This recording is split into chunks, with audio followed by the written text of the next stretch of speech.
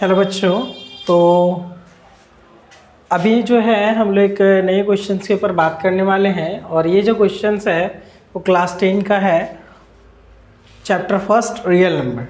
तो ये क्वेश्चन में क्या पूछा ये है कि check whether 6 to the power n can end with the digit 0 for any natural number n। बोल ये रहा है कि अगर 6 टू द पावर n एक वैल्यू है, इस n के जगह पे अगर कोई नेचुरल नंबर को रख दिया जाए तो क्या ये कभी भी इसको सॉल्व करने के बाद क्या इसका जो लास्ट डिजिट होगा वो क्या 0 आना पॉसिबल है? ये हमसे ये सवाल कर रहा है, तो हमें ये चेक करने बोल रहा है कि क्या ऐसा हो सकता है। कहने का क्या मतलब है, जरा आपको हम करके दिखाते हैं। जैसे कि यहाँ कहने का मतलब ये है रफली कि 6 टू द पावर n है, तो इस n के यहाँ पे क्या करना है, नेचुरल नंबर बिठाना है। मतलब 1 2 3 ये सब वैल्यूज़ को क्या करना है, बिठाना है। ठीक, अगर मान लेते हैं कि यहाँ पे हम लोग रफली अगर बिठा देते हैं 6 टू द पावर 1 तो ये 6 आ जाएगा। अगर वही 6 टू द पावर अगर 2 बिठा देते तो ये 36 आ जाएगा। और अगर नेक्स्ट 6 टू द पावर 3 बिठा देते हैं तो ये हम लोग का आ जाएगा कितना, 18 और 3 21 मीन्स 216 आ जाएगा। ठीक, एंड सो ऑन, ऐसे ही ये वैल्यू आते जाएगा। तो अगर आप इसे देख पा रहे होंगे तो हो ये रहा है कि इसके लास्ट डिजिट जो है बार बार 6 आते जा रहे हैं। कब? जब नेचुरल नंबर को हम बिठा रहे हैं तब।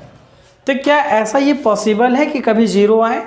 तो इसका सीधा सा आंसर है कि कभी ऐसा पॉसिबल ही नहीं है कि अगर इसके पावर में अगर कोई नेचुरल नंबर बिठा देंगे तो 0 आएगा। ठीक, बट हमें ये चेक करके देखना था, तो चेक करके देख लें, कभी 0 नहीं आएगा। बट अगर इसे लिखना है तो हम लोग कैसे लिखेंगे? तो इस चीज़ में आपको एक छोटा सा बात जानना पड़ेगा, फंडामेंटल अर्थमेटिक थ्योरम। ठीक, जिसे आप ये कह सकते हैं फंडामेंटल अर्थमेटिक थ्योरम। ये कहता ये है, अब ऐसे छोटा सा बात समझें कि अगर कोई भी नंबर अगर लास्ट डिजिट 0 होता है तो वो 2 नंबर से ही डिविजिबल होता है। पहला तो 2 और दूसरा तो 5। आप सोच रहे होंगे कि सर 4 भी हो सकता है, इधर 10 भी हो सकता है। ठीक, इनके मल्टीपल्स। तो आखिर ये जो नंबर है वो इन सारे नंबर्स के क्या है, मल्टीपल है। इसका मतलब ये है कि अगर किसी का यूनिट डिजिट अगर 0 है आएगा तो वो 2 और 5 से क्या होगा, मल्टीपल, मीन्स वो डिविजिबल होगा। तो अगर ये 2 और 5 किसी भी नंबर के अगर 0 आता है तो उस नंबर्स को 2 या 5 से डिवाइड किया जा सकता है।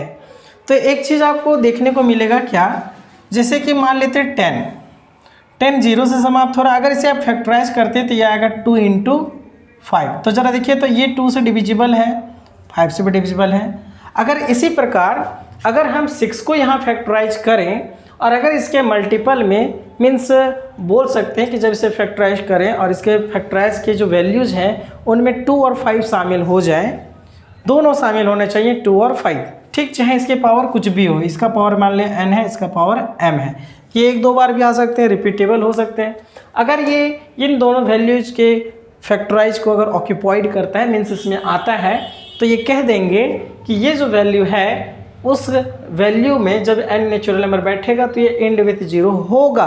बट अगर ये 2 और 5 इसके फैक्टर में अगर शामिल नहीं होते हैं तो हम लोग कह देंगे कि ये जो वैल्यू है 6 टू द पावर n वो कभी भी 0 से समाप्त नहीं होगा।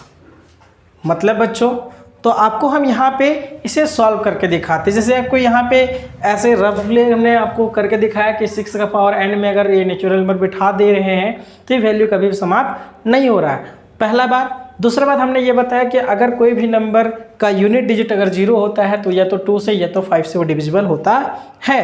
तो वो अगर डिविजिबल होता है तो उस नंबर का जो फैक्टर होगा वो 2 और 5 के फैक्टर मीन्स फॉर्मेट में उसके फैक्टर्स होने चाहिए। अगर ये होते हैं तो अभी आपको एग्जांपल देख करके दिखाएं कि 10 का अगर किए तो 2 और 5 से क्या है, डिविजिबल है।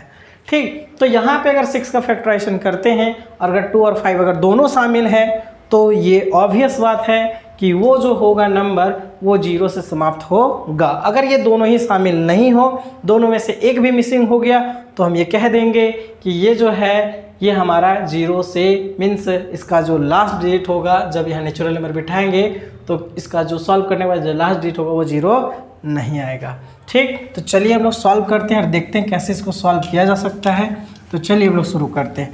तो यहाँ पे जो है सबसे पहले आपको क्या करना है, यहाँ लिख देना है we have 6 to the power n belongs to natural number. ठीक, इसे हम लोग पढ़ते हैं बिलोंग्स, हम इधर लिख दे रहे हैं, इसे हम लोग पढ़ते हैं बिलोंग्स। ठीक, बिलोंग्स का मतलब ये होता है कि ये जो है वो एक नेचुरल नंबर है, जो भी वैल्यूज होंगे वो सारे natural set of natural number के अंतर्गत सारे होंगे। ठीक, यहाँ पे जब इसका फैक्टराइजेशन करते हैं 6 का, तो यहाँ पे इसका फैक्टर आएगा 2 × 3 और इसका पावर आ रहा है n। अब और डिटेल से लिखे तो 2 का पावर n और 3 का पावर n। तो यहाँ आप देख पा रहे हैं कि इसका फैक्टराइजेशन में 2 और 3 आ गया, बट यहाँ आना चाहिए था 2 और 5। अगर 2 और 5 आता तो हम लोग कह देते कि ये इसका जब नेचुरल नंबर यहाँ बिठाया जाएगा, नेचुरल नंबर मतलब इसके पावर पे, तो ये 0 से एंड होता। तो जब ये ऐसा नहीं है तो हम लोग ये कहेंगे कि 2 का पावर n मीन्स यहाँ केवल 5 ही एब्सेंट है, बट हम लोग ये डायरेक्ट लिख देते हैं, लिख देंगे कि 2 का पावर m इंटू 5 का power m is not factor of 6 to the power n, कि ये जो है ऐसा फैक्टर हमें यहाँ देखने को नहीं मिला। मीन्स 2 का पावर n तो है, बट 5 का पावर कुछ भी देखने को नहीं मिला। कहाँ से, तो एक थ्योरम आपको बताएं, तो यहाँ लिख सकते हैं by uniqueness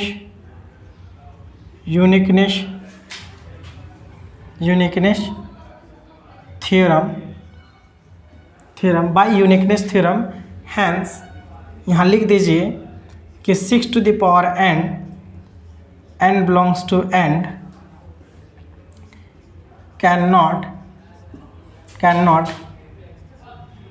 end with the digit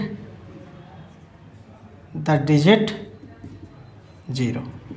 ठीक, तो यहाँ पे हम लोग क्या लिख दें कि जब 2 का पावर n और 5 to the power में इसका फैक्टर नहीं देखने को मिल रहा है, तो ये कह सकते हैं बाय द यूनिकनेस थ्योरम कि 6 to the power n and n to the belong n means n belongs to n cannot end with the 0।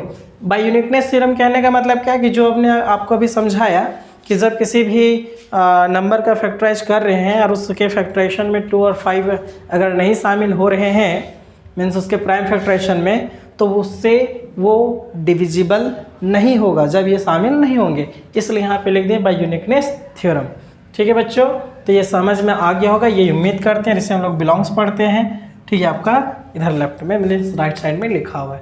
ठीक, इसी प्रकार से इसमें क्वेश्चन आपको पूछ सकता है। यहाँ पे ये क्वेश्चन बोल सकता है 4 to the power n, फिर ऐसे बोल सकता है 12 to the power n।